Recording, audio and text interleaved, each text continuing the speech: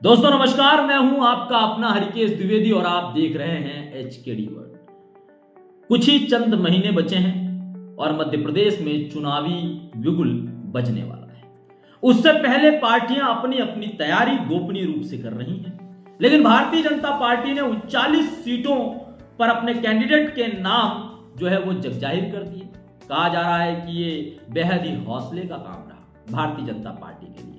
खैर, जिन 39 सीटों पर बीजेपी ने अपने कैंडिडेट्स के नाम तय किए हैं, कहा जा रहा है कि उस सीटों में किसी भी तरह का विवाद नहीं था, यानी ज्यादा गुटबाजी नहीं थी। लेकिन कांग्रेस बेहद ही चुप है।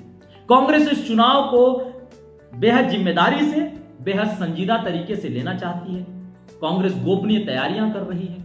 अभी किसी भी कैंडिडेट के नाम तय नहीं किए गए।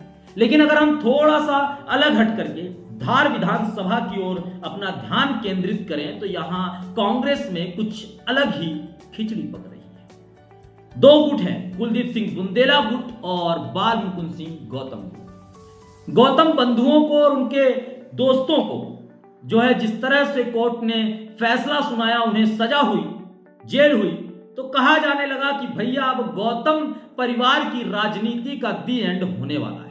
कुलदीप सिंह बुंदेला को लगने लगा कि उनका रास्ता जो है वो साफ हो चुका है। कमल किशोर पाटीदार जिला अध्यक्ष से उनकी अच्छी बनती है। इसका फायदा उठाते हुए उन्होंने कमलनाथ के दरवाजे पर जाकर के अपनी अर्जी भी लगा दी। दरवाजे के अंदर किस तरह की बात हुई ये सामने तो नहीं आई, लेकिन उसके आने के बाद उन्होंने गुपसुप तरीके से अपने समर्थकों में यह हवा भी फैला दी कि भैया कुलदीप सिंह बुंदेला को जो है हरी झंडी मिल चुकी है। इस बात का जश्न मनाते कुछ ही दिन हुआ था कि गौतम बंधुओं की जमानत हो गई। जमानत होने के बाद जिस तरह का शक्ति प्रदर्शन पीथमपुर से लेकर के, चौपाटी से लेकर के धार तक किया गया, कहा जाने लगा कि भैया गौतम इज बैक। अब गौतम वापस आ गए हैं और अब गौतम की राजनीति का नया अध्याय यहां से शुरू होने वाला है। जहां एक तरफ तो गौतम समर्थकों में एक अलग ही तरह की खुशी की लहर दिखने लगी, वहीं दूसरी ओर बुंदेला समर्थकों में मायूसी दिखने लगी।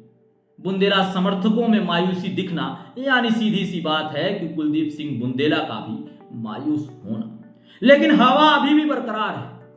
हवा इस तरह की अभी भी जारी है कि भैया ये जो टिकट है कांग्रेस के कोटे का, वो तो मिलना कुलदीप सिंह बुंदेला को ही है। लेकिन अगर हम कुछ 25-30 वर्षों के बुंदेला परिवार की राजनीति को बड़ी बारीक से देखें तो आपको समझ में आएगा कि कुलदीप सिंह बुंदेला और उनके परिवार पर फूल छाप कांग्रेसी होने का दाग हमेशा से लगते आया है। पिछले चुनावों में भी कुछ ऐसी रिपोर्ट्स सामने आई जिसमें कुलदीप सिंह बुंदेला जो है भितरघात करते हुए नजर भी आए।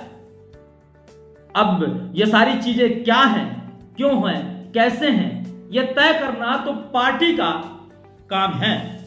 लेकिन फिलहाल बाल मुकुंद सिंह गौतम के बाहर आते ही जो है यह एक नई हवा उड़ गई है कि अब बुंदेला के टापरे उड़ने तो तय हैं। उस हरी झंडी का क्या होगा जो कमलनाथ ने गोपनीय रूप से कुलदीप सिंह बुंदेला को दी थी, और क्या वाकई कुलदीप सिंह बुंदेला को हरी झंडी मिली भी है, इस पर भी शंका जाहिर की जा रही है। और अगर मिली है तो भी यह अति उत्तेजना किस बात की, किसे नीचा दिखाने की साजिश चल रही है, किसे नीचा दिखाने की कोशिश की जा रही है। अगर टिकट मिला है तो उसे संभाल करके रख लीजिए और अपनी तैयारी शुरू कीजिए।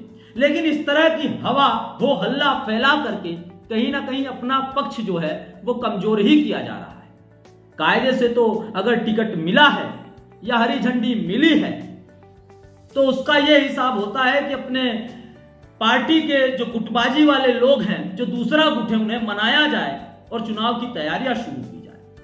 यह बात किसी से छुपी नहीं है कि पीथमपुर नगर पालिका अगर आज कांग्रेस के कोटे में आई है तो उसमें बाल मुकुंद सिंह गौतम और उनके बंधुओं का बड़ा योगदान रहा है।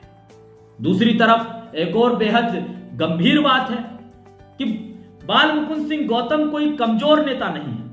आज औद्योगिक क्षेत्र पीथमपुर में कम से कम 30 से 35 हजार यूपी, बिहार और पूर्वांचल के वोटों पर सीधी पकड़ रखने वाले बाल मुकुंद सिंह गौतम है।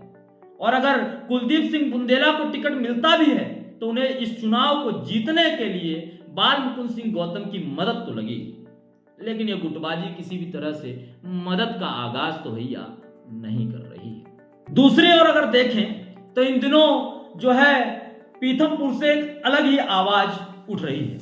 पीथमपुर औद्योगिक क्षेत्र है, धार विधानसभा क्षेत्र का एक बड़ा हिस्सा है और इस क्षेत्र से आवाज उठ रही है कि विधायक लोकल होना चाहिए। लोकल में किसका नाम लिया जाए, यह अभी संशय बना हुआ है। तमाम सवालों के जवाब भविष्य के गर्भ में छुपे हैं। इस तमाम एनालिसिस से आप क्या समझते हैं, हमें कमेंट बॉक्स में जरूर बताइए। मैं हूं हरिकेश द्विवेदी और आप देख रहे थे HKD वर्ल्ड। शुक्रिया, जय हिंद।